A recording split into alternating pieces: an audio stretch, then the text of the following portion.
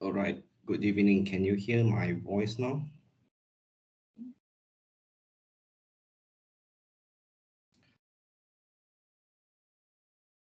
Not able to see the meeting. Uh, Lasmi, maybe you should restart your.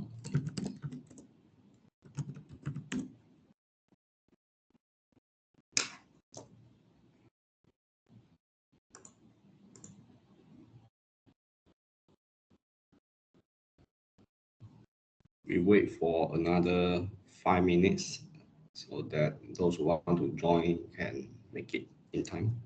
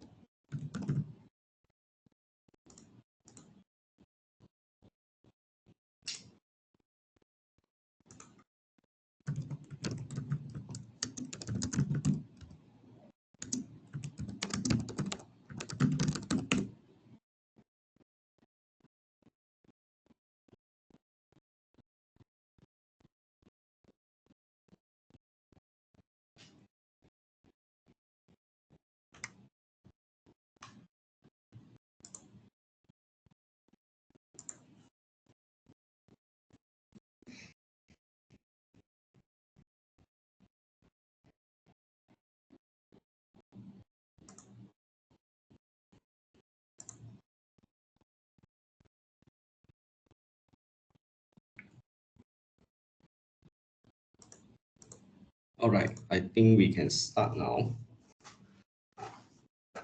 Uh, Anyone else who cannot join?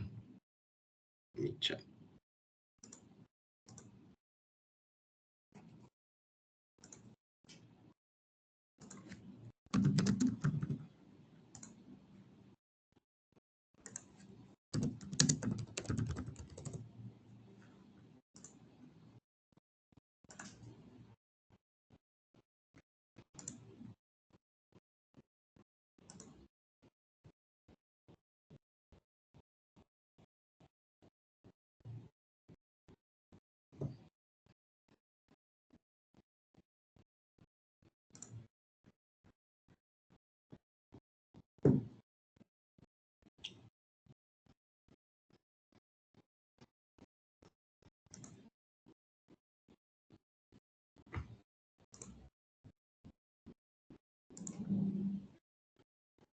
Okay, let's not delay anymore.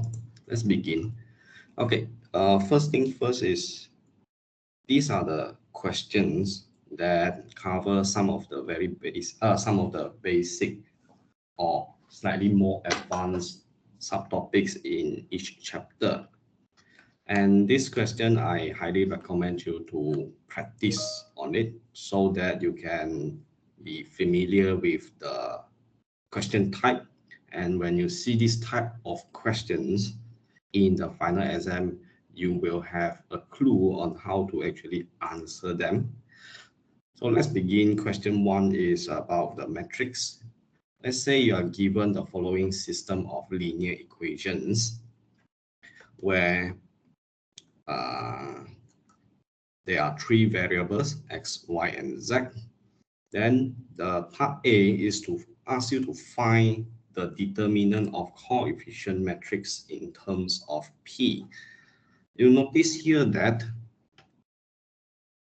is P here is an unknown, but no need to panic about it. You just do it like normal, meaning that first of all, you need to find the coefficient matrix. Coefficient matrix is you just take away the x, y, and z, and then put in the numbers in front of the x, y, and z into a matrix, as there are three independent variables in this system, meaning that we should have a 3 times 3 matrix. So taking the -3 for the x, and then the y and the z like this, -5 and 36, we get our first row from the first equation.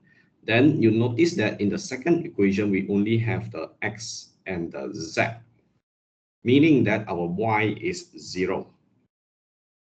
And then our x here is -1. And then z here has a coefficient of p. By the way, coefficient means that the number in front of variables. Similarly, we can do for the third equation, which is 1, 1, and -10. This is your coefficient matrix. You have the matrix. The next step is to find the determinant. So to find the determinant, you just need to follow the formula.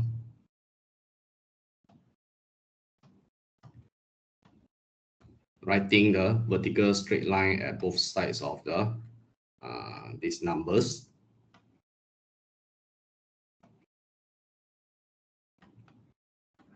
Then we are going to take the second row or the second column. Second row here. Why we take this second row is because there is an element inside this row which is 0, which means that it is convenient for us to do the calculation.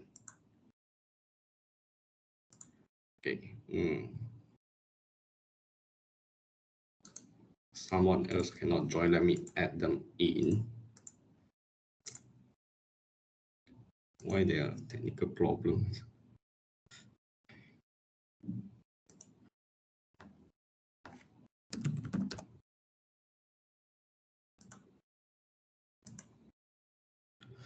Okay, let us continue.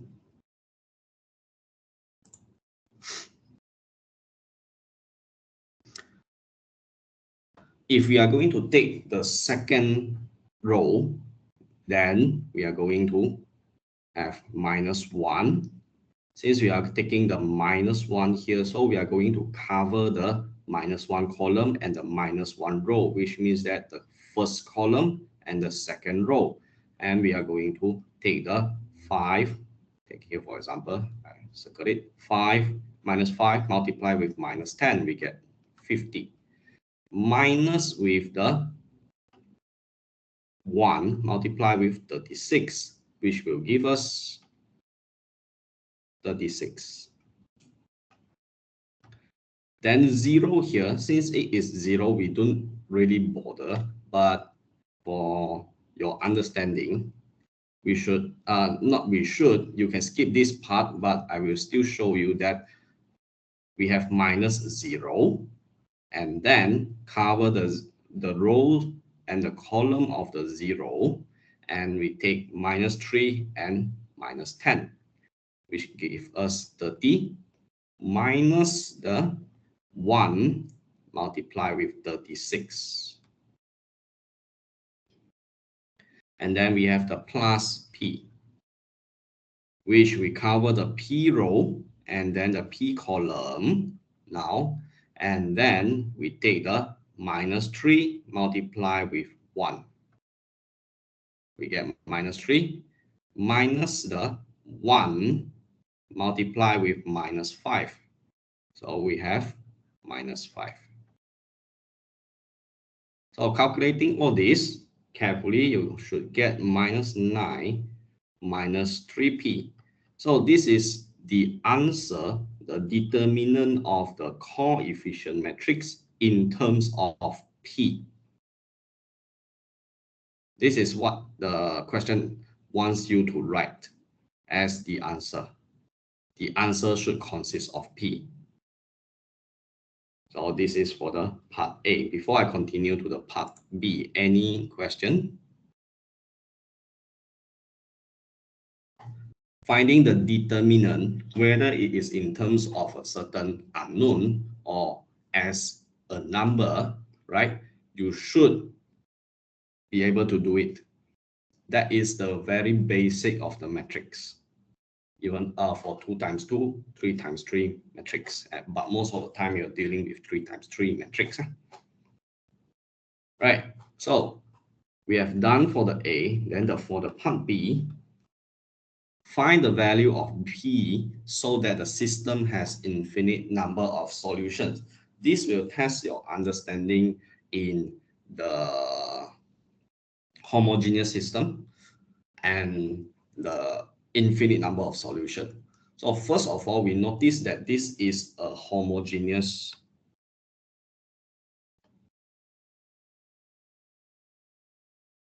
system. Why do we know that it is a homogeneous system? It is because that on the right-hand side, we have zeros, meaning that any numbers or any term without the variables, they are all zeros. And we put it on the right-hand side. If right-hand side are all zeros, then we have a homogeneous system. Right, in a homogeneous system, if the determinant in homogeneous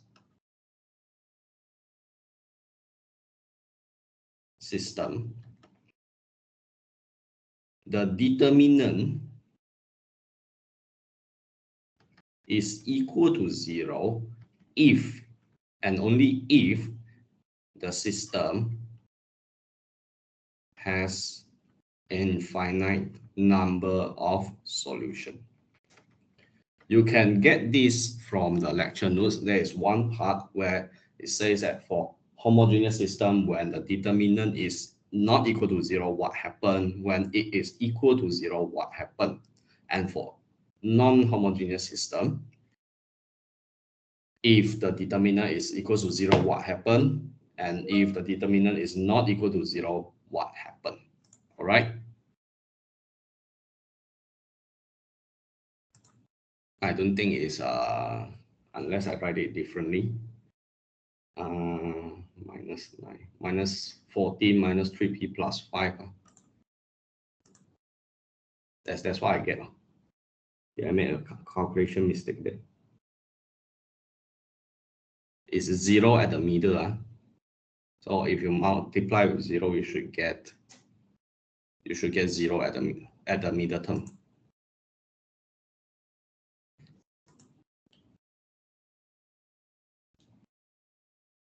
Okay, let me continue first.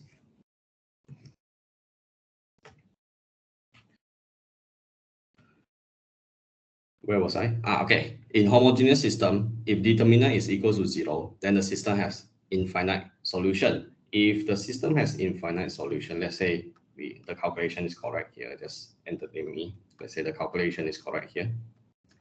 We get this, and then you can solve this simple equation to get P equals to minus 3.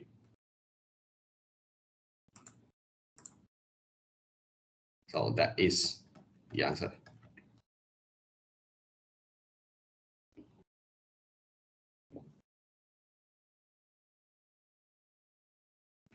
All right. So in this first question, first is you find the determinant, regardless of whether there is an unknown or no unknown, then you just find it. Okay. If the question say in terms of P, even the question never say in terms of whatever, you still write in terms of unknown. Let's say there are two unknowns there, P and Q. So in your determinant, it should consist of P and Q. Okay, it should consist of P and Q. unless there are other situations where one of the unknown is removed. And in the part B, it is the use of understanding in the properties of the homogeneous system and the condition when it is homogeneous system, what happen when the determinant is equal to 0 or not 0.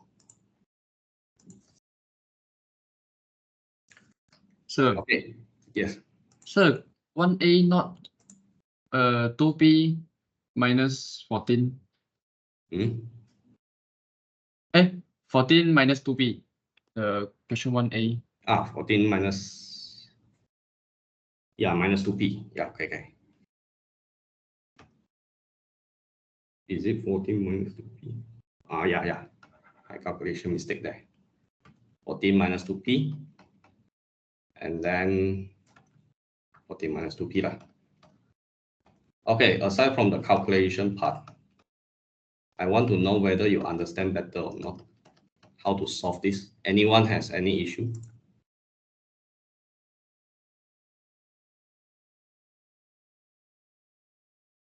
Everyone understand? Let's just say I change it to other scenario, you also understand how to deal with Doctor, can you please revise with us what makes a homogeneous system and what makes a non-homogeneous system? Okay, right, good questions. So here, you see on the left-hand side of all the equations here, all right, you notice they are all consist of X or Y or Z, right? You notice that? And on the right-hand side, we have all the terms without the X or Y or Z one, right? So if your right-hand side of the system, they are all zeros, okay? So that will be a homogeneous system. If let's say your right-hand side is not zero, even one of them is not zero, then you have inhomogeneous system. Are you clear now?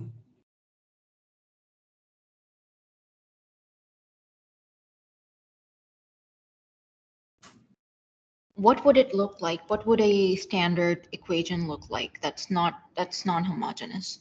Okay. Let's say I give you one example, the same left-hand side, okay?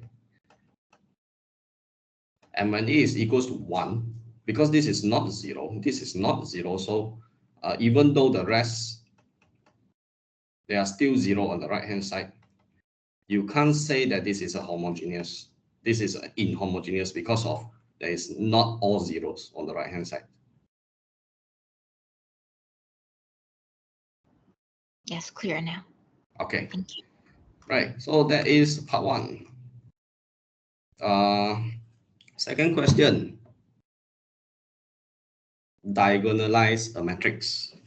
So a diagonalization of matrix require your understanding or your ability in finding eigenvalues and eigenvectors. This is an upgraded version of this eigenvalue and eigenvectors question type. So if you want to find a matrix P that can diagonalize a certain matrix which is given in the questions, okay, well, you start by finding all the eigenvalues and eigenvectors. That will be super time consuming, but will worth it if you can do it fast enough and maybe more accurate than me in terms of calculation. In question 1, you already see that I can make calculation mistake easily. All right, I hope that you don't make that kind of mistake. So what can we do? As the first one is we try to find the lambda, which is the eigenvalue. So finding eigenvalue will be the first step. So find eigenvalue. Okay, how do we find the eigenvalue? Easy. We take the determinant of 5, rewrite everything first. Rewrite everything, and then 0, 0, 0, 0, 3, minus 2. Then for the diagonal part, we are going to minus the lambda, minus the lambda, minus the lambda. All right. Then if I rewrite it in a nicer way,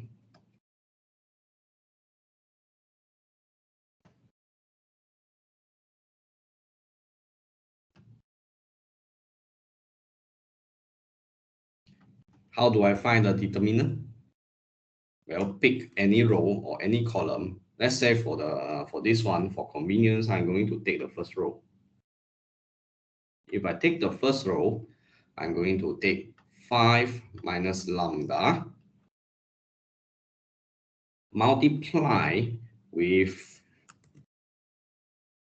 since I'm going to cover the first row and the first column because 5 minus 1 is in that position, okay, right? Then I'm going to multiply the minus lambda, this one, with this one. So I have minus lambda minus 2 minus lambda. Okay, so this is the determinant in terms of lambda. And if we want to find the eigenvalue, we need to form the characteristic equation, which how to form a characteristic equation is to take equals to 0.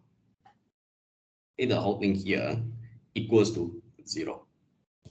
If you do that, well, this part, I will leave it for you to do. And this part, I recommend you to expand it. And then use your calculator.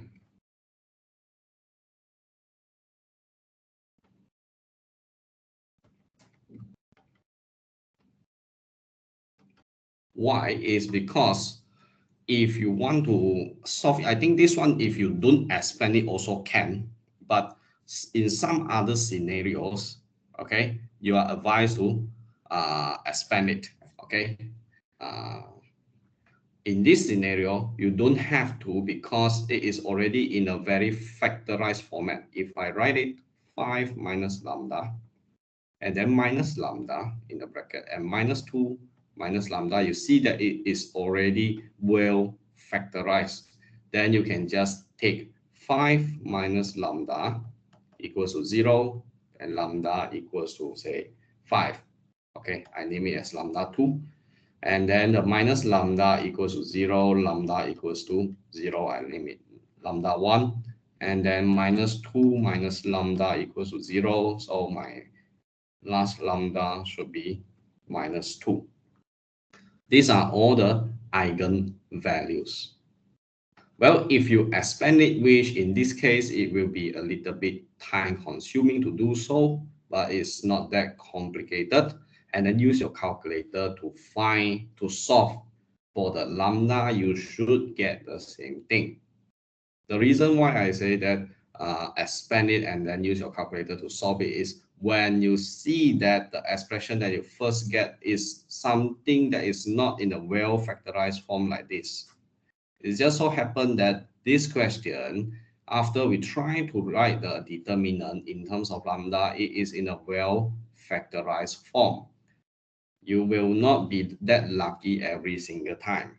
So my advice is, if you find that it's not in a well factorized form, do the expansion and use your calculator. Right, so for the first eigen value, I will directly give you the eigenvector, but I'm going to show you the other two, the working for the other two eigenvalues. For the lambda 2 equals to 5, if you want to find the eigenvector, what you need to do is you take the you write a matrix, and then again you copy down the matrix, leaving some space in between.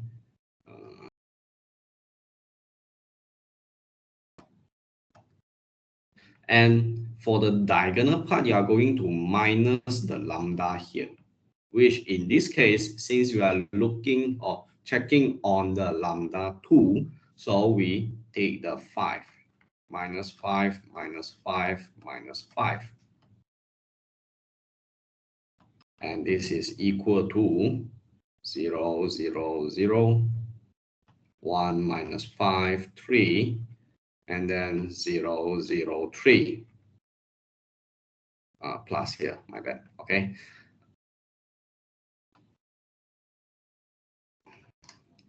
Am I correct? 5 minus 2 minus 5 minus 5. Okay, minus, sorry, so be minus 5.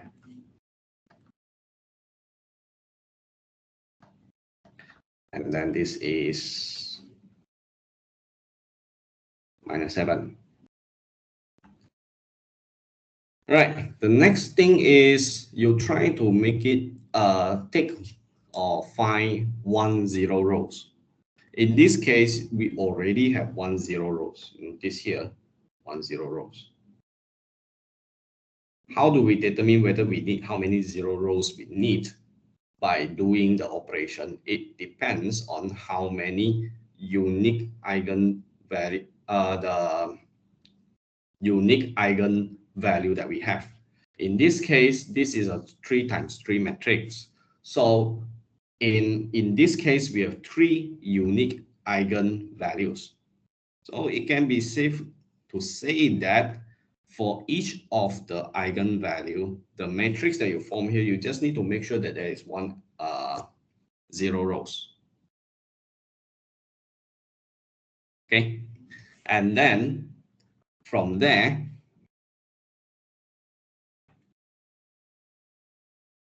you take the you rewrite this into equations again, where you have x minus 5y plus 3z equals to 0, and then minus 7z equals to 0. So you have two equations which you want to solve for the x, y, z. At least from the equation 2 here, this equation minus 7z equals to 0, we know that z for sure is equals to 0, which we are going to take this 0 to substitute into the first equation here.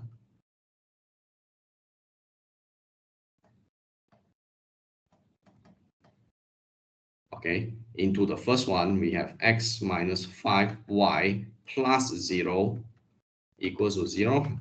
And we have x equals to 5y. Then we run out of any equation that we can use to get the number values for the x and the y. And at this stage, you are going to let one of the variables to be a parameter. So in this case, we let the y to be equals to t.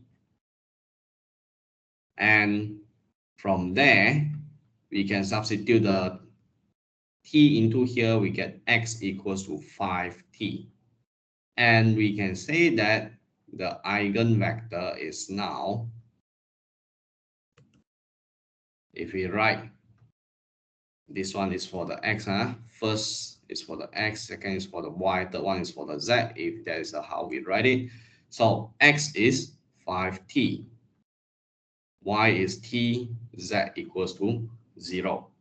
And if we factor out the t, we have 5, 1, 0 in the square bracket.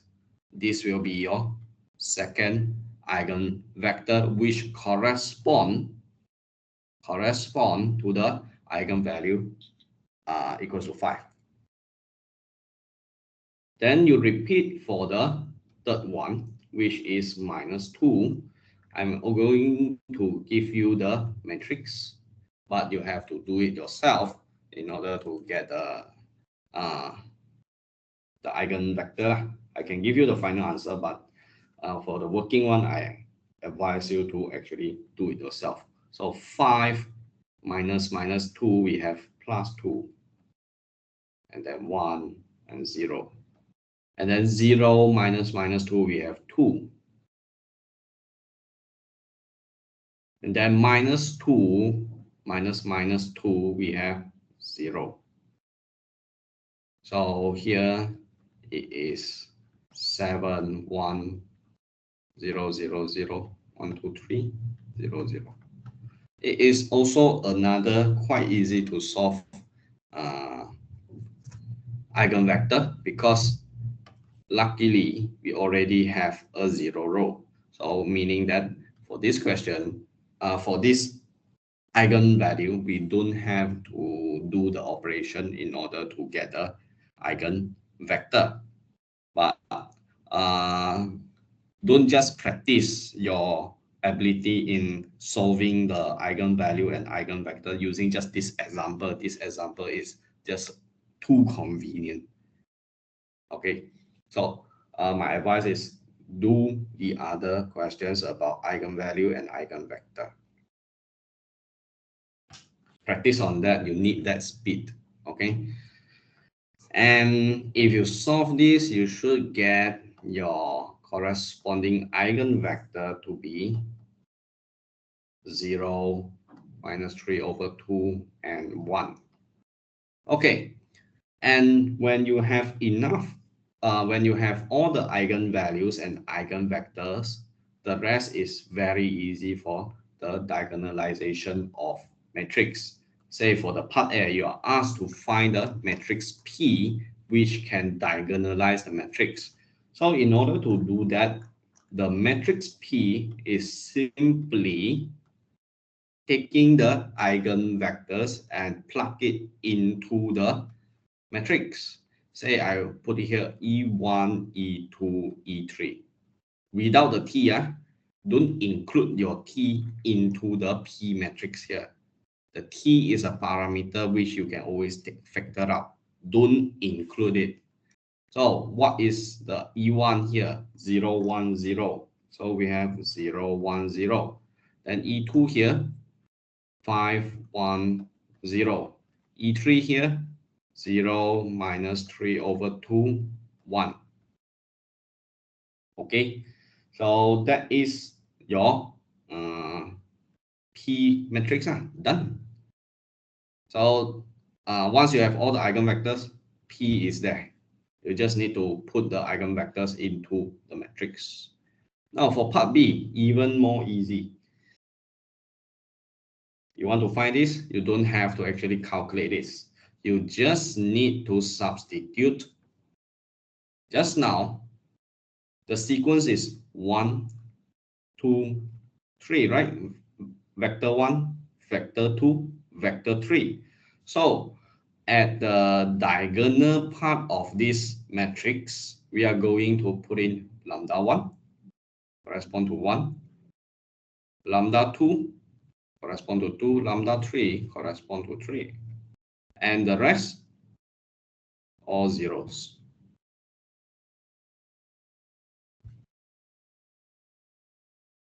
So once you are familiar in finding the eigenvalues and eigenvectors, provided that you don't make calculation mistakes, a lot of calculation mistakes, right? This type of question carries big marks, a lot of marks.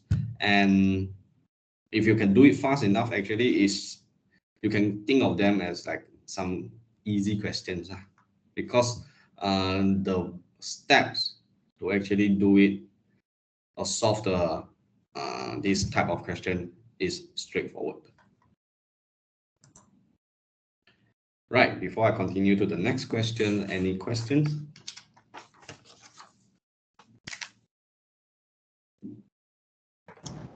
Sir, can you show how to reach the first eigenvalue? Okay, sure. So first one, I do it over here. All right, first one is 0. So the 0 here, let me check. Actually, I took it out of the lecture notes. So I just write it here for your convenience of your revision. Okay. So for the first eigenvalue, which is 0, right? This one, you don't have to add anything. You just 5, 0, 0, 1, 0, 3, 0, 0, -2. That's it. Okay. And then you have to actually try to solve it. Of course, if you don't want to operate on it, it is fine. But in case you want try to operate on it, let's say I take the first one and then divide by 5. And also at the same time, I take the third row and divide by -2.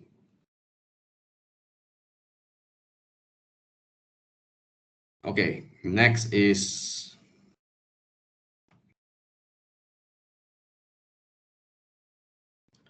I take this second row minus the first row. Second row minus the first row. And I have 0, 0, 3, 0, 0, 1, right? And then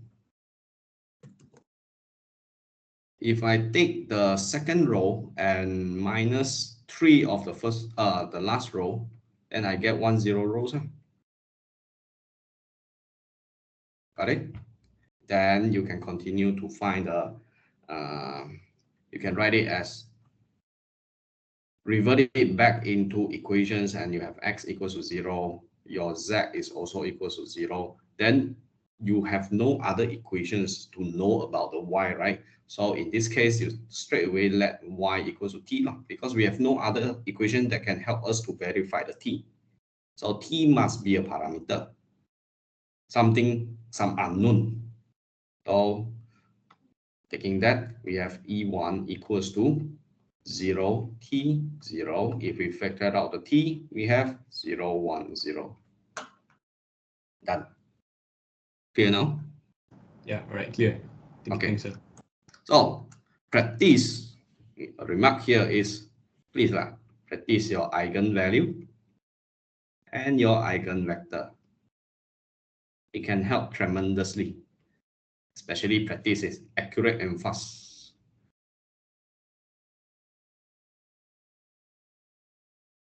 Then of course, the second part where you do the diagonalize the P matrix or whatever matrix that can diagonalize or this P to the power -1 BP, this one, you just take it from the eigenvector, take it from the eigenvalue, make sure that the sequence is correct like this. Done. Move on to the next questions. Right. Next, vector. The only advice. Part B doesn't quite make sense to me. Like, what is it about, really?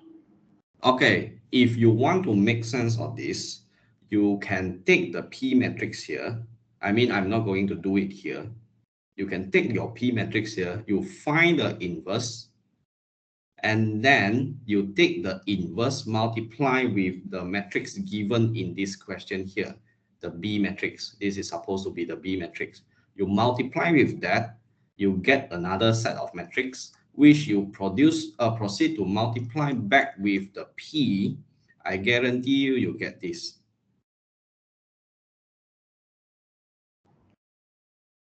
Okay, that's additional steps, but yeah, I should be able to do that. That is this. Finding this B by using the eigenvalues is a shortcut which is backed by certain theorems. People already proved that if you can form a P that can diagonalize a matrix given in of interest, or the matrix that you operate on, that P matrix, when you take the inverse of it, multiply with the matrix, and then multiply with the P matrix again, you should get this. That is what the theorem says. Okay, any other questions? No, right? Okay, right. You can also take the opportunity to try to work on other similar type of question regarding diagonalization. It will be helpful for you. Now the vectors here, the only advice I can give you there's just too many things to cover in vectors, right? Too many things. And the only advice I can give you is try to categorize the questions into, say, there are many examples, many tutorial questions, right? So you categorize them. Is it a line equation? Is it about the line equation? Is it about the distance from the point to line? There are many like this, and if you manage to categorize each question, then you will find that doing the revision will be the vector chapter itself will be slightly less complicated. The solving part may still be complicated, but at least you know what you expect, what type of question you expect in the exam. And what is considered a more complicated type of question in the exam is I take the same type of questions from the example. I want to test your understanding in, say, distance from point to line. Then I make one of the numbers to be an unknown. Just like in your test 1, I make one of the numbers to be unknown. Then don't panic. Still do it using exactly the same steps. Even though until the very end, until you have to do it using the same step, until the end there, then you stuck, you don't know how to carry on, you still get something. You don't get 0, okay? You don't get to look at the question blankly and leave a blank there. So try to identify how many types of questions in the chapter. Write it down on another piece of paper, summarize, and this is example what categorized under this distance from point to line, the line equation, the intersection point between two lines, all those kind of things. You summarize them. And then when you do revision, do parts by parts, meaning that from one type of question to another type of question. Okay, let's look at a very, very basic things. Maybe I start from B, okay? Doctor, B can is, we please see what the question with the missing piece might look like? I can't disclose. You already experienced that in test 1. Okay. You should look back in your test 1 if you have taken down the photo. In test 1, there is one question I purposely leave out one of the values. Then you need to find that value. So that is the only the type of question that is slightly more complicated. Of course, if you see some other types of question that is highly complicated, it is a combination of different type of question. Those are the questions that you should try to, maybe at the beginning, try to avoid first, move on to the other questions. Then only after you're confident that the other questions are all right, then you move back and try to see what can you do about the questions. When you answer question, don't just do it mindlessly. Analyze a question. Think of what you can do about it. Then only you start to do. If you do the mathematics, like you go from step 1, step 2 without thinking what is the overall plan, you will find that you cannot manage your time nicely during the exam.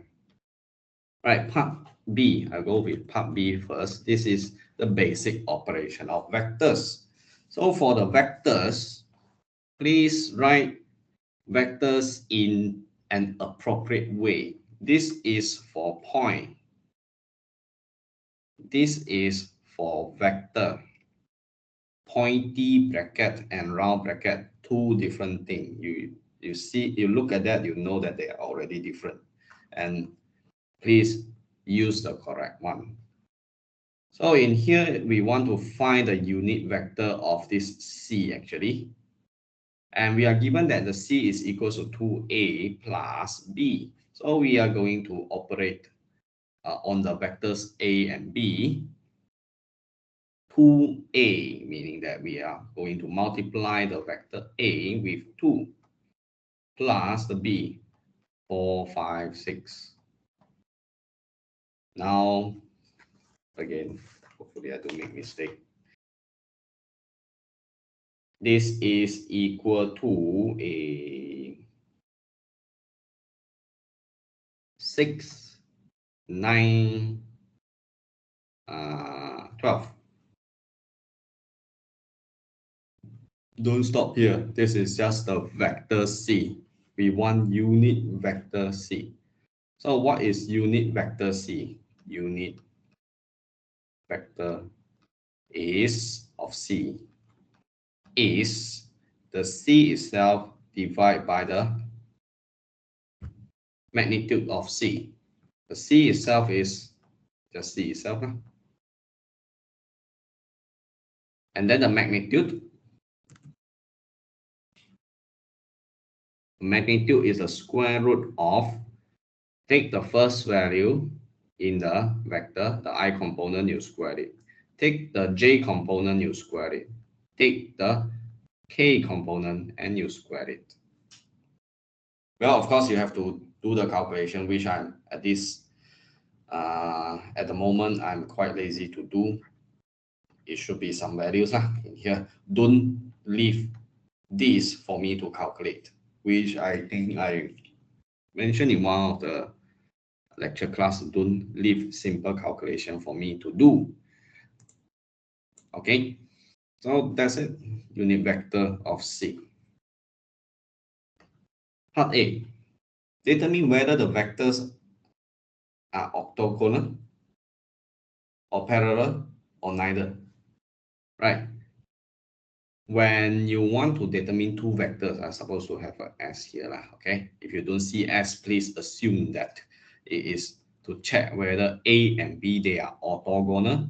Orthogonal means a 90 degree to each other. This is A, for example, this is B, 90 degree to each other, or parallel. This is A, this is B, they are parallel to each other, or neither of them. So how to determine? We have to use the dot product and the cross product. So refer to the properties of dot and cross product.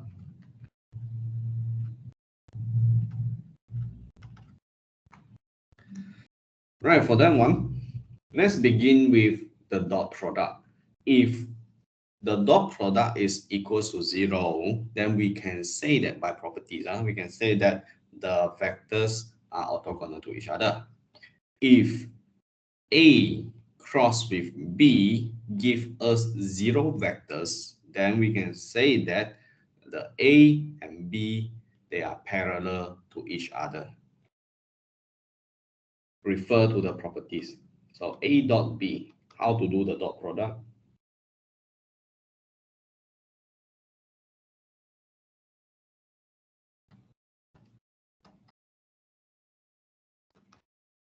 You take the I component, multiply with the I component of the other, you plus the J component, multiply with the J component, K component, multiply with the K component, end of story. I, J, K.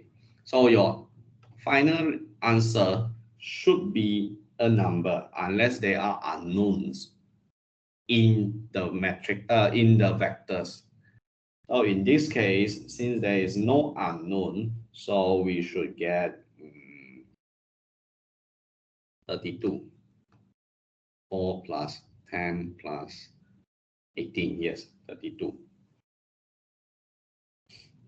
Is it equal to 0? Obviously, no, not equal to 0. When it is not equal to 0 by the property of the dot product, so not orthogonal. Now, how about A cross B? For the cross product, I highly recommend you to do like this with the IJK. A first, so A should be in the first row, 1, 2, 3. B second, 4, 5, 6. Then, for each of them, for the cross product, if you want to find the values or the numbers for the I component, let's say you want I, you cover the I, then you try to find the determinant which is left over here. So what is the determinant? You take the 2 minus the 6 plus minus with 3 multiply with the 5, and this will be the number for your I component. Okay, so moving on to the next one is J component. And for the J component, please take note that the sign here is minus. Take note of that. So for this one, you cover the J column and you multiply the diagonal and take the sum, deduct the other multiplication of diagonal 3, 4 like this. Okay, and for the K, you do it yourself, which you should get minus 3i plus 6j minus 3k.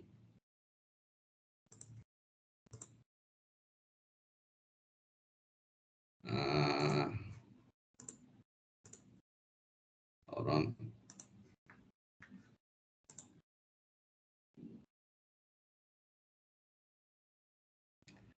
Okay, so is it zero vectors? Is it zero vectors? No. So how you should answer this properly is not zero vector. When it is not a zero vector, so not parallel. So it is not orthogonal, not parallel. Done. You have answered the question. It's neither. You don't have to write neither lah. As long as you can prove that it's not orthogonal, not parallel, that's it, done case. If let's say your A dot B is 0, then you say it is orthogonal. Then when it is orthogonal, it cannot be parallel. Don't bother to go and A cross B again.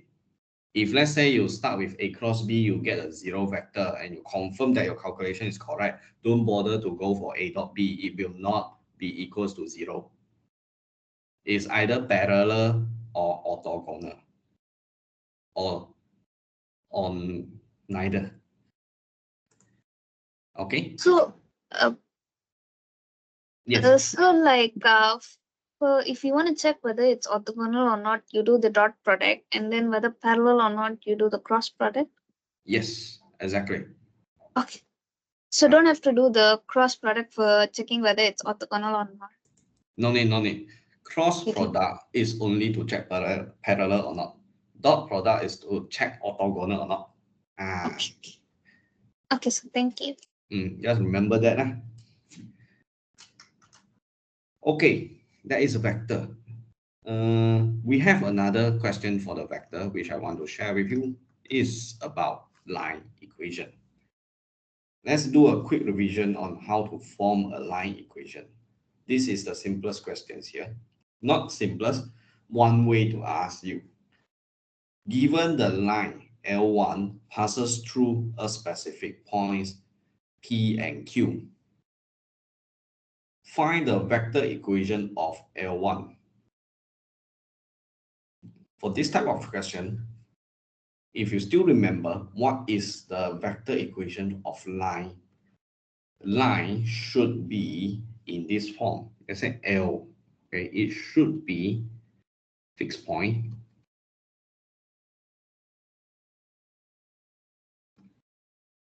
plus a T, right? And then another vector. Okay, let me use different color, fixed point and D vector. I want to find the vector. I have 2 points here already. These 2 points, they are guaranteed to sit on top of the line at their corresponding coordinates. So the fixed point is done, but the vector. Okay, in order to answer this, we need the vector. So how to find the vector? It will be, for that vector, we are going to take PQ. If you want to take QP, also can. PQ also can. Okay. So if you take PQ, it is from P to Q. if you take QP like this, then it's from Q to P in another direction only. That will still explain the line in a vector format. So for standardized, I will always take this to here. I don't understand, sometimes students like to take the balik one. I mean, in the reverse order. Isn't that easy to just P to Q like this? I don't know. Okay, some of you want to be more creative or in a very unique way, then you go Q to P lah. Anyway, PQ. The more important thing is how to find this PQ. So PQ is OQ minus OP. The position vector for Q minus the position vector for P. How to do that? Instead of writing the round bracket like this, please write the pointy bracket. This is for the OQ minus the OP. Okay, if we calculate this, we get -4, -6, -8. There we have our vector. Then which one should we choose as the fixed point? You can go for P, you can go for Q. Then again, I will always prioritize the first one. I say, okay lah, I just take P lah. If you want to take Q, go ahead. No problem one. There's no issue taking the Q. The issue is I don't understand why you don't use the first one as your first encounter. Okay. Anyway, 1, 2, 3. This is the point P, fixed point. Maybe I should use a different color since I used a different color earlier. Fixed point, I take the P. So 1, 2, 3. And then plus the T is always T lah. It's just a parameter, the vector that you have found. Then you may ask, should I factorize -2 out of this -4, -6, -8 so that it looks more fantastic? Not necessary. Not necessary. You can leave it as it is. Now for part B.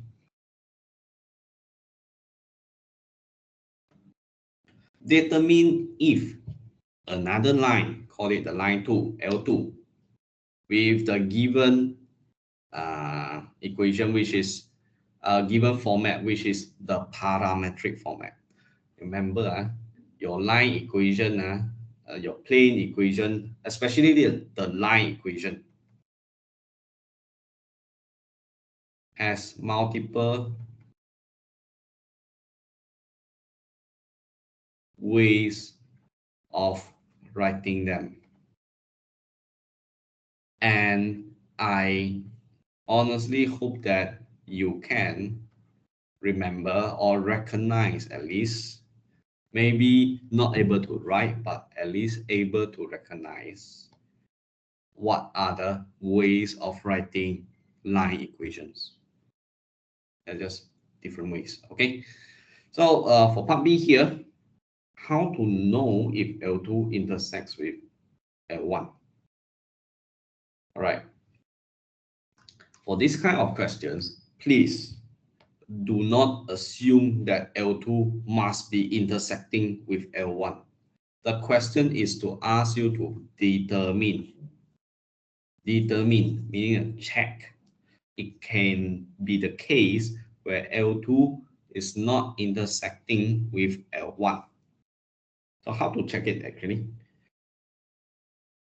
For the L1, you can rewrite it as 1. You take the I component, J component, K component.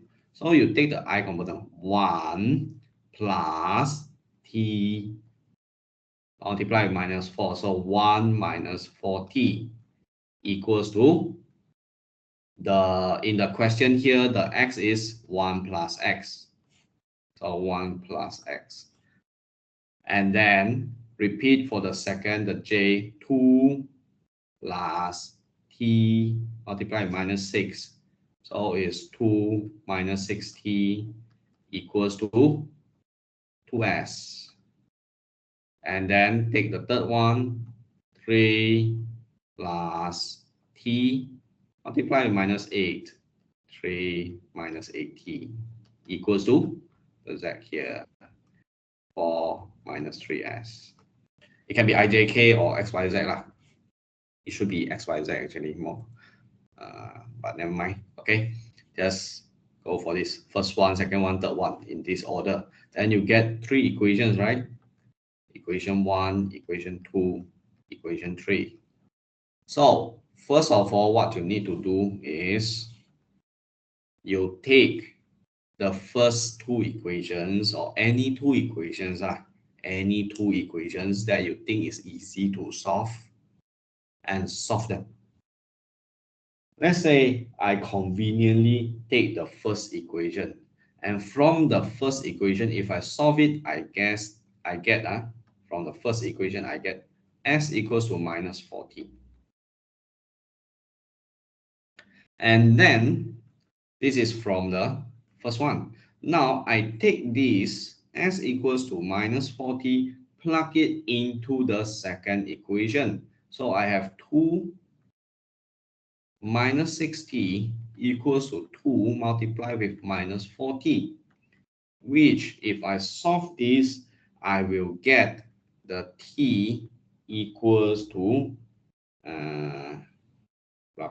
minus 1, I think. 2 minus 6t minus 8t, yes, minus 1. Right, now you have the value of t, you put it back into here, then you get your s is equals to minus 4 multiplied with minus 1, you have 4. Then you have the s and the t value, which you get it from the first 2 equations. Now the next step is to substitute these 2 t and the s value, put it into the third equation. Substitute the t equals to minus 1 and s equals to 4 into the 3. And you have 3 minus 8 minus 1. Or more, in a better way, is the left-hand side of your equation 3 is now 3 minus 8 multiplied with minus 1. What do we get? We get 5, isn't it? No, we get 11. And then our right-hand side is 4 minus 3 multiplied with 4, which we get minus 8. And then if your left-hand side here is not the same as your right-hand side, then L1 not and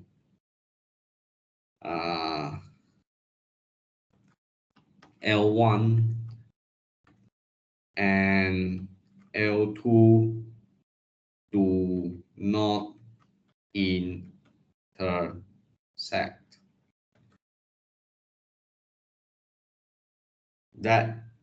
These are the steps for you to verify. A couple of things here. If you think that is more complicated, I will recommend you to just follow my steps. Now I'm going to add on something. If just somehow you find that solving, instead of taking equation 1 and equation 2 to solve them to get the values of s and t, you find that taking equation 2 and 3 to solve to get s and t is easier, then by all means go ahead. So if you use the equation 2 and equation 3 to solve for s and t values, your last step should be taking those values to substitute into the first equation. and check if you substitute the values into it, will you get the same values for the left-hand side and right-hand side?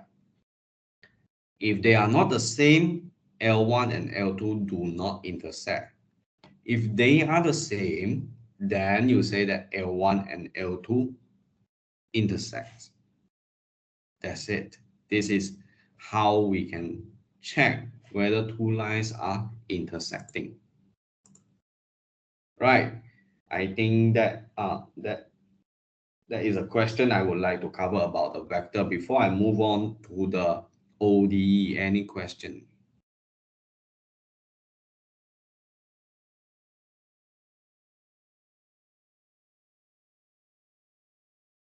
All good? Oh, okay. All good. Okay, very good. Right. So next. Now, ODE. ODE is a chapter that even for very good students, sometimes they find it challenging. Why? Because for ODE, in order to be good, you need to know how many ways, how many methods do we have. And then your integration power. First of all, how many methods? Let me do a quick revision. Actually, we have 4 methods. One is called the separable methods. Another is, the second one is called the integrating factor methods. And under the integrating factor methods, we have one technique that we can use, which I conveniently name it as forcing the issue methods. Do a certain substitution using W or other letters that you like, and do implicit differentiation and do the substitution. You will notice that you can force a first order ODE into a linear form. That is the technique under the integrating factor technique. And lastly, we have the homogeneous method, the Euler homogeneous method. When should we use separable method? Well, in general, separable method, if you notice, if let's say you notice that you can separate an equation easily. Take for example, the simplest form that I usually notice is, let's say you have dy dx equals to 2xy over y squared, like this. How many terms on the left hand side? Can anyone respond to me how many terms I have on the left hand side?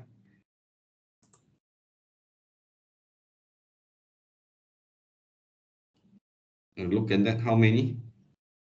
One term. How many terms? Very obvious, how many terms on the left hand side?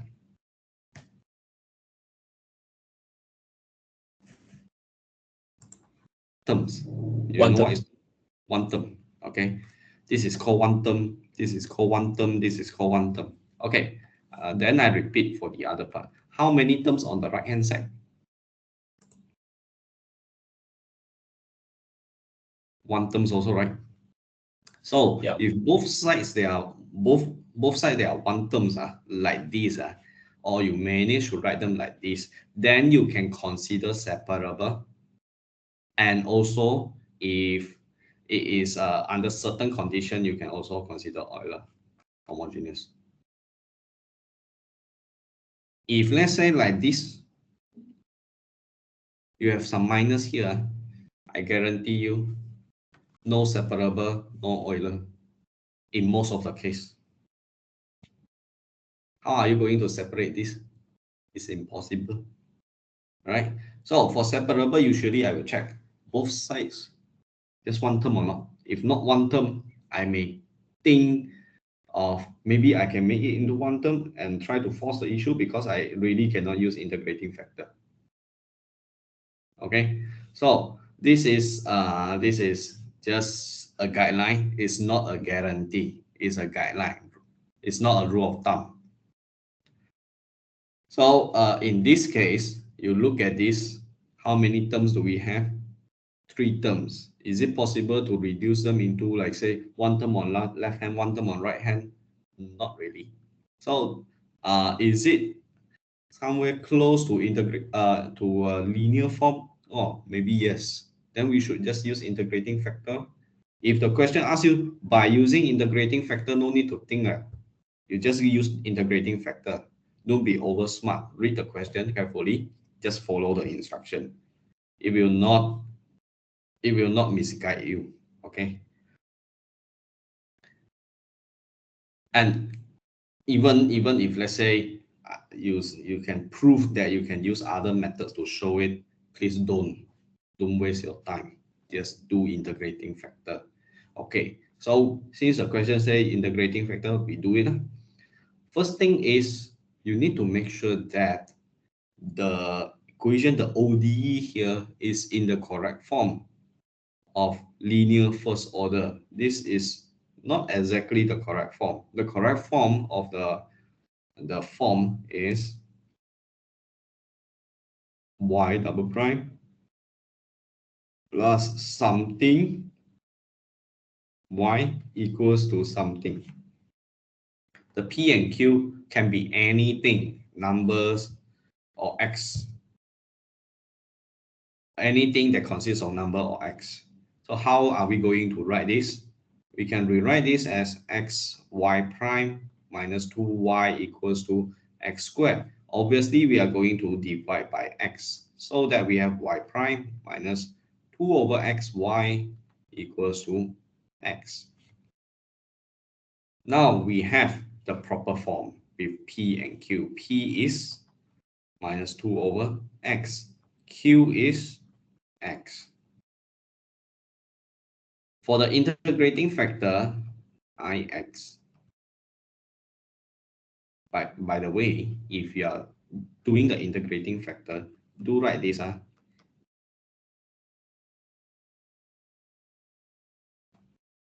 Equals to, not necessarily need to write the Ix.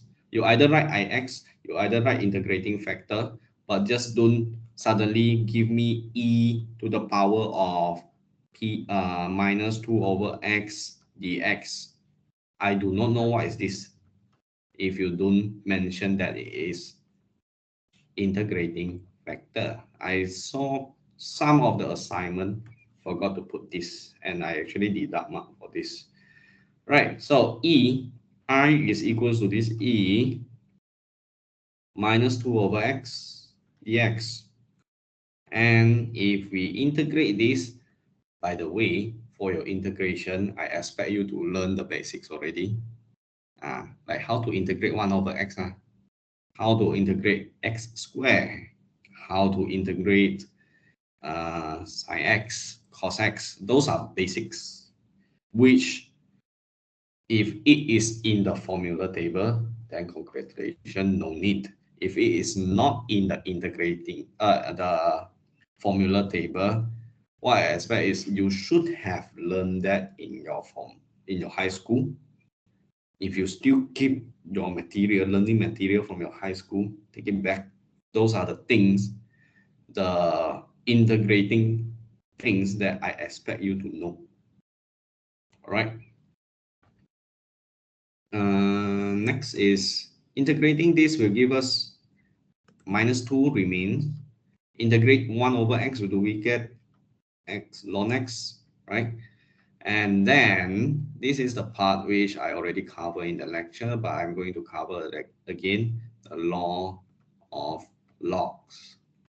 The law of logs say that if you have ln a ln b like this, you can write it as ln of b to the power of a. So this is how you can play around with the logs. So if we have minus 2 ln x, essentially we can write it as ln x to the power of minus 2, right? Then we have another law of log. If, let's say, or law of exponent, this is law of exponent saying that if you have e ln something, okay, then this is the same as this. Okay, so here we can write it as x to the power of minus 2, which is 1 over x squared.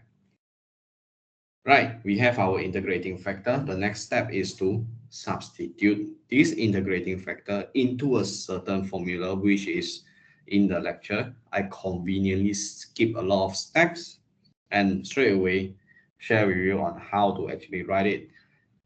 Is I, the integrating factor, y equals to integrate the I multiply with the q dx. So what is the I? 1 over x squared.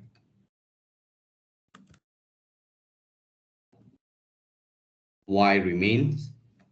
And then integrate 1 over x squared. What is a q? Q here is given over here. Is x dx. Then the next thing is, please do not bother about the left-hand side yet. Try to solve your integration on the right-hand side. Cancel this. We have to integrate 1 over x, which will give us ln x plus c. And then your y should be x squared ln of x plus c x squared. Now let me ask you, for those who still can get it, this one, can I write it into a?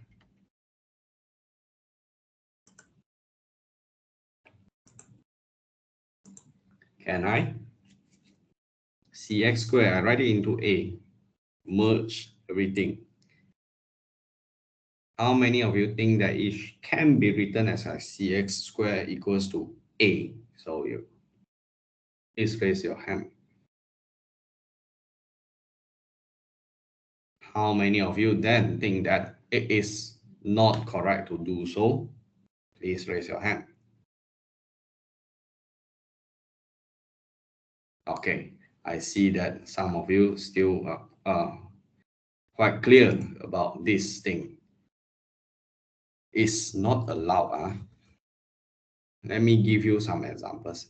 This cx squared cannot be written as a. But say if you have c e to the power of 2 like this, can be written as a. Why? Because cx squared consists of variables. X is a variable, so we cannot conveniently string or merge the c and the x squared into a. Whereas this second case here, we have constant and another constant. Both of them constant, so we can merge it and write it as one single constant, which we call it as the a. So this is the final answer for this question. Any question you want to ask? For the ODE, really I can't help much anymore. The question is mostly direct. It's only whether you know what are the steps, which method you should choose. Yes.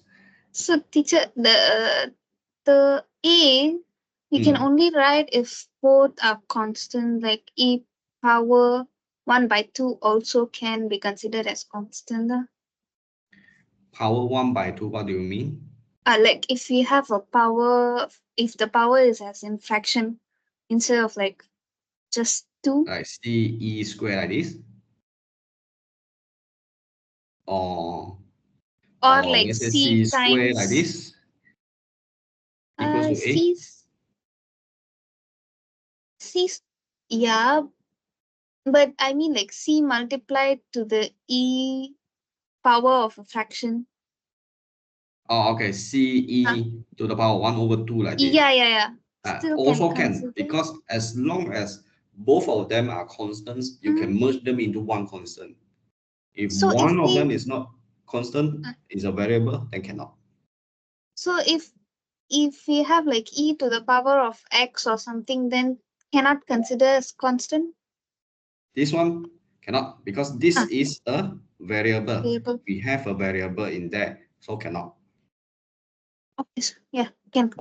Okay, everybody clear now? Will we lose marks for not merging if can? Not merging is okay one. Not merging, I alright. even happy. Unless the question say, write in the simplest form, I see. or with only the simplest form for constant. Okay, unless there is a specific kind of instruction to ask you to merge it, I don't really recommend you to merge it. Okay. All right, got it. Thanks, sir. Right. So this is the ODE. Next is another ODE. So we have done with the first order ODE. And for the ODE part, I really recommend you to try your best, okay, to work on other type of at least I tell you, at least try the questions in tutorials. Try the question in tutorial, and during the exam, I know in a short time you may not master the ability to recognize which method you can do. So maybe until questions in question 3, if you see you can do, you are sure that you are going to use a separable method, for example, to solve that, then just carry on. If not, I would say maybe leave one blank page, one page just blank for that question, reserve for that sub questions, and move on first. Then only after that you come back with a more confidence, because you have answered other questions with more confidence. You come back, then you think carefully on which method you should use. So I will repeat again, for the integrating factor, that one is for the linear first order. For separable and Euler, okay, those equation with one terms on each side has a higher chance of using those two methods. That's all. So from there, you do a little bit of trial and error, a quick one, then you know which method you should use. Or if let's say you have done enough type of exercise, then straight away you look at that, you more or less like by instinct you know that I should use separable. But that one is too much exercise lah, or you just that question is just stands out for you and make you recognize the method in a very short time. Okay, let's move on to this question number 6. Is about second order ODE. Second order ODE, you either have the homogeneous or the inhomogeneous one. This is the inhomogeneous one. When you have inhomogeneous, I repeat, what is inhomogeneous? When your right hand side is not 0. If your right hand side is 0, that's just homogeneous. Very easy to solve. If your right hand side is not 0, well, too bad. That is inhomogeneous, second order, and you have something called a trial function, which make the whole question much more complicated and worth many more marks. So let's look at how we can actually solve this.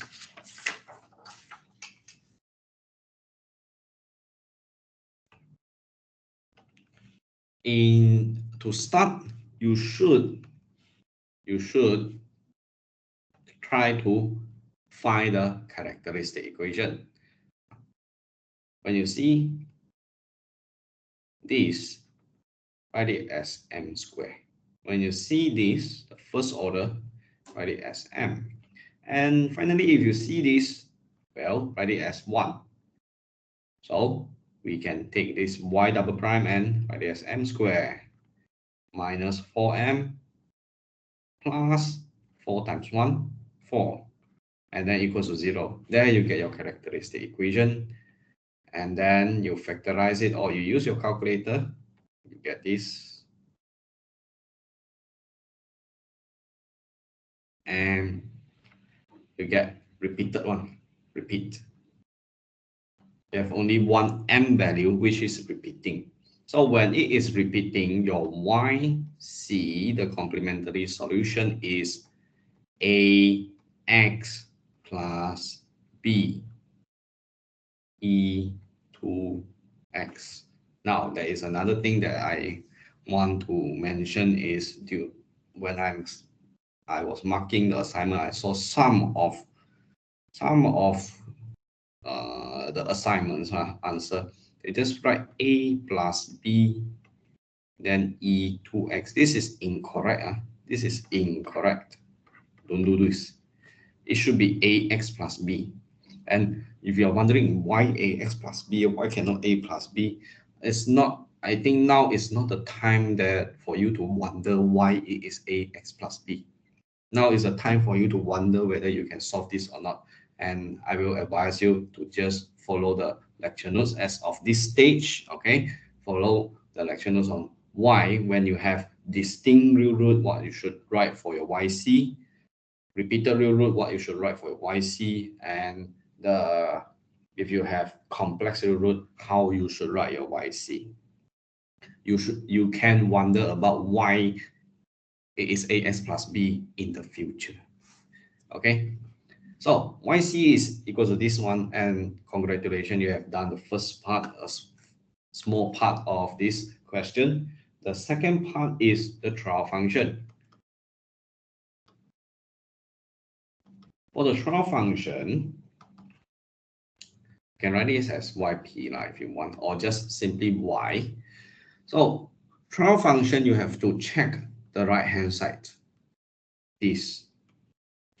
Refer to the lecture notes on how and which one you should choose, how you should write for your trial function, which increase the chance of success in getting the correct answer for this second order ODE. It's not exactly like must be like that, but in most of the time, it is like that. Meaning that if you see on the right hand side, you have a polynomial like this, then you write your answer to be polynomial, which is CX plus D. Now, this is a trial function. Trial and error. It's not always right, but most of the time it's right. So you differentiate it once, you have C, you differentiate it twice, you get 0. Then the next step is substitute. Substitute all these into the second order ODE. You simply substitute y double prime get 0 minus 4 prime, which is 4c plus 4cx plus d equals to 8x plus 4. Now at this stage, I advise you to not move anything from left to right or right to left. Don't do that kind of thing. You just settle them separately. On the left hand side, we try to rewrite it so that we have something x plus something. So we have minus 4c plus 4x plus 4d equals to 8x plus 4. Further rewriting this, we have 4x, 4cx, my bad. 4cx, a little bit too fast. 4cx. So we have 4cx, and I love to put a bracket just so that I'm clear that this is the coefficient for the x, and then plus 4d minus 4c. ax plus 4. Then we are clear that by comparing both sides of the equation, we know that 4c must be equals to 8, and the 4d minus 4c must be equals to 4. Then c is equals to 2, and 4d minus 2 equals to 4, and we get our d equals to 3. Now we have the values of c and d, we can substitute back into the trial function that we proposed earlier. So our yp is cx plus d. Now, the last step is where some students like to write this and let me go and find his yp and yc. I advise you against doing this to me. Please don't do this to me. Write down the answer. If you do this to me, I straight away give you 0 for this part. I think I mentioned already in the lecture notes saying that during the lecture saying that even though it sounds quite tedious or just not productive to write the whole equation, okay, in the end as a final solution, but this is essential. So here ax plus b e to x plus the yp is 2x plus 3, right?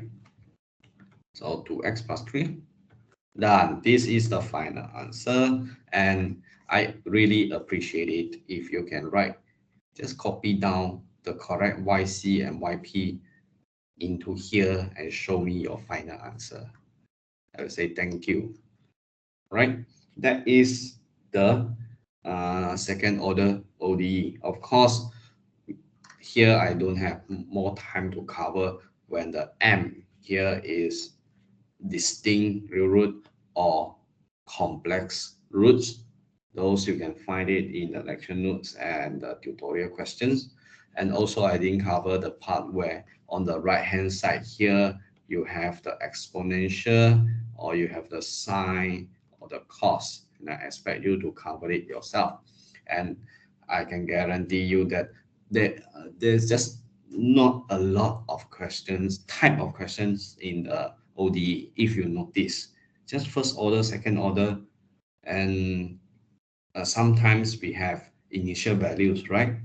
Those are all the things that were taught or covered in this chapter.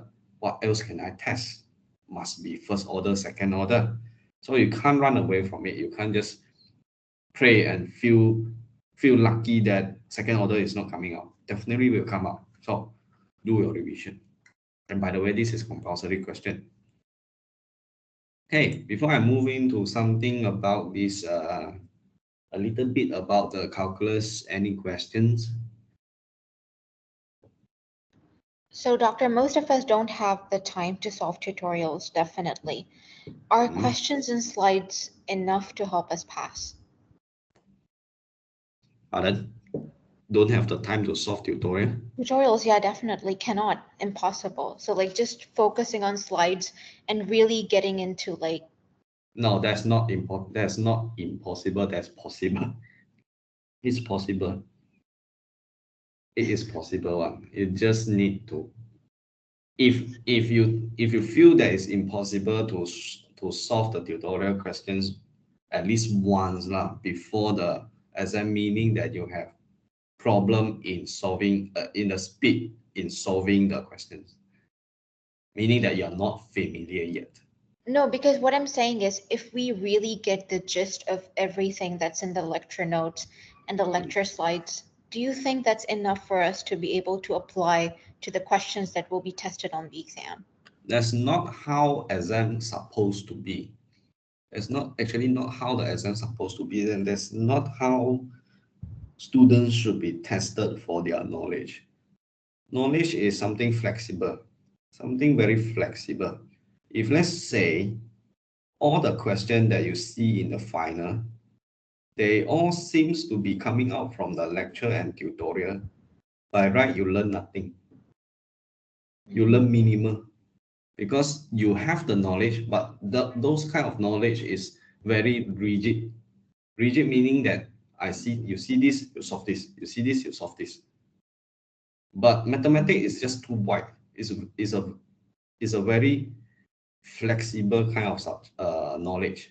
It's not something that you can go case by case.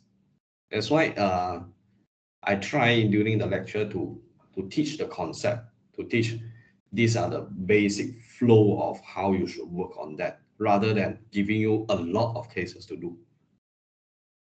So to answer your question, let's say you say if you manage to finish all the questions in lecture and tutorial, will you get, say, A for this subject? I doubt so. If the way that you study is just to just focus, do it on the things, all right? So that is impossible. But let's say if you do all the questions in lecture and tutorial, then is it possible for you to pass? It is designed that it is possible. It's definitely possible. I can't say guarantee, of course. Not everybody can say. If I say guarantee, I have nothing to guarantee you. Okay. So here is the thing. Doing all the questions manage to do all the questions in lecture and the tutorial will give you a very high chance in passing the subject. And that's what I hope for those. Of course, I understand that not everyone is into the maths. Not everyone can do maths very well. Okay. But at the minimum, should be able to pass if you manage to answer all those questions. Clear?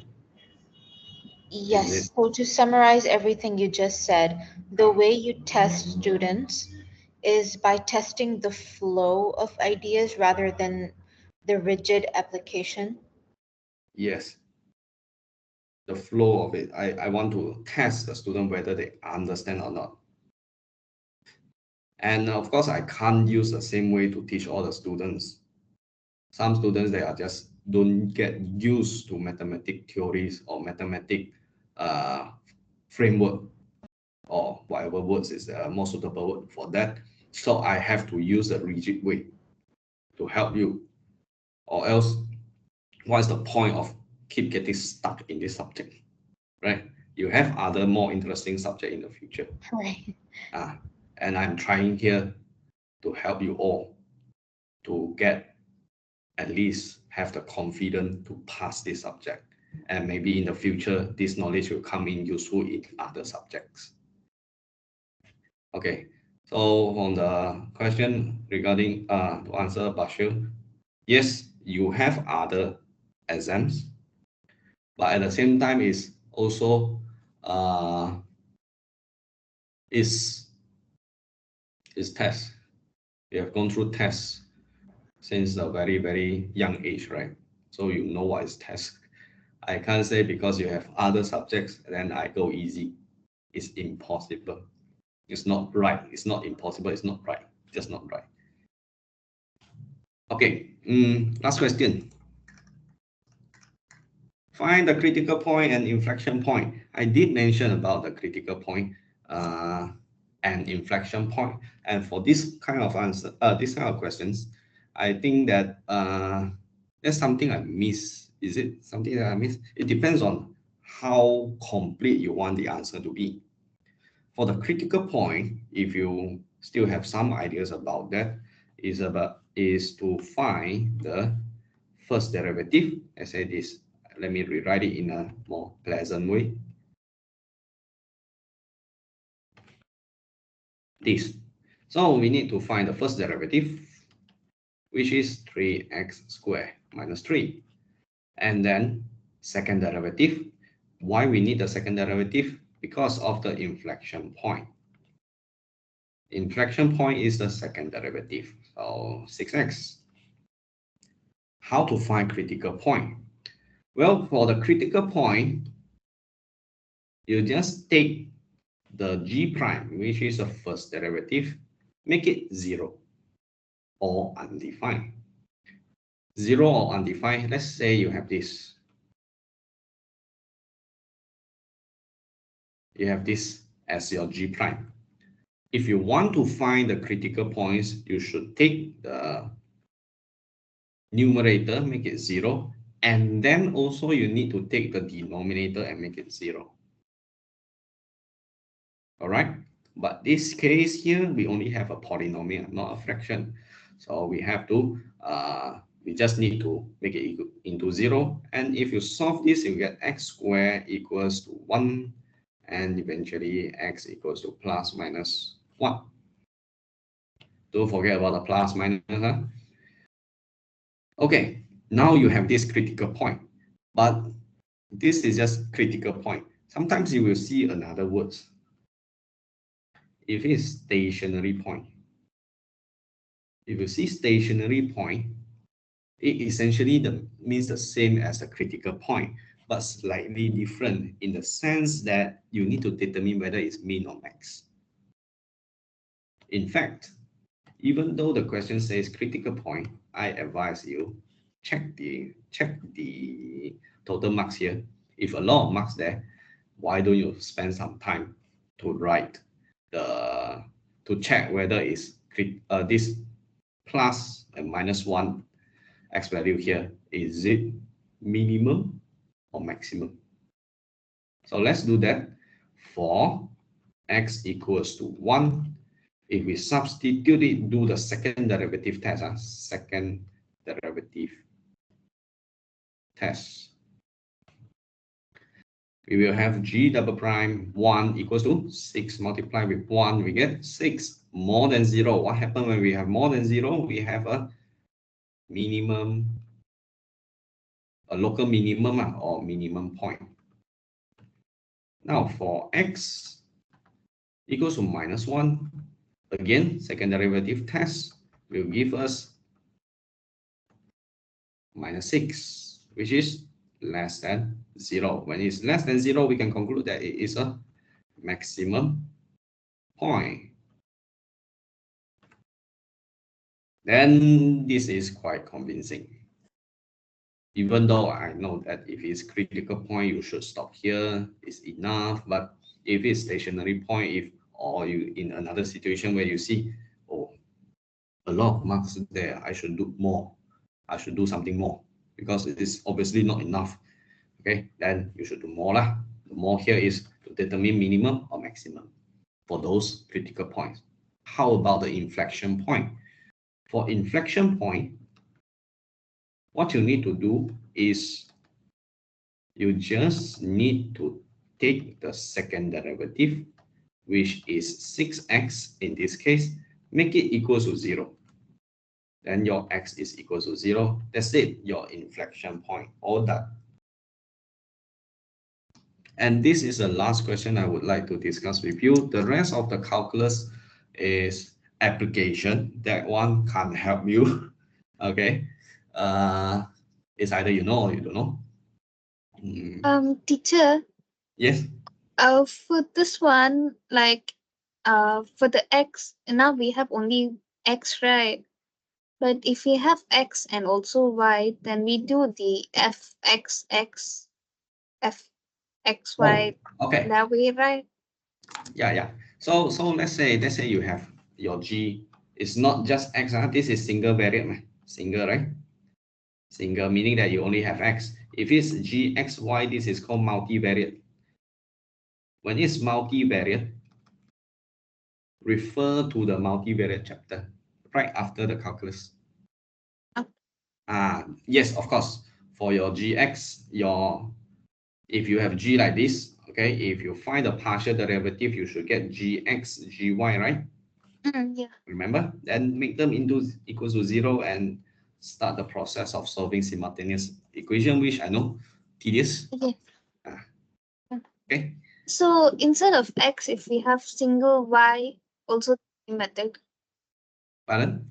Like if the g of x is equal to like y cubed minus 3y plus 1, still the same method. It's just that you find the y values. Yeah, let's say instead of writing x as the independent variable, now I let y to be independent variable, still the same, still same thing.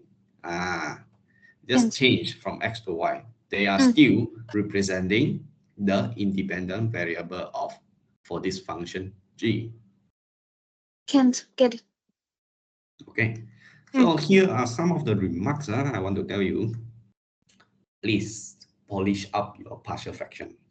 You may have written it to your high school teacher or foundation teacher.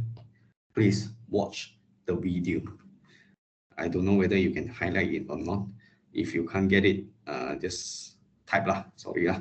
Okay, this is the video to find the partial fraction for quadratic and linear factors. And this is the video when you have, say, x to the power of 5 plus x to the power of 5 like this, and then divide by x to the power of 4 minus 1. You see the power here higher than the denominator one? Then you need to do the long division in partial fractions. Refer to this YouTube. I won't cover again. And then factorization, know how to do? This is one example of how you can factorize to a power of 4. Power of 2, everybody knows how to do, right? Simple. X plus 1, x minus 1 like this, right? Factorize, done. And then how about this? This is how you factorize it. This one I won't explain more. You have a look, learn it yourself. I think that's all for the extra class. Let me. Doctor, we won't be tested on Laplace transform.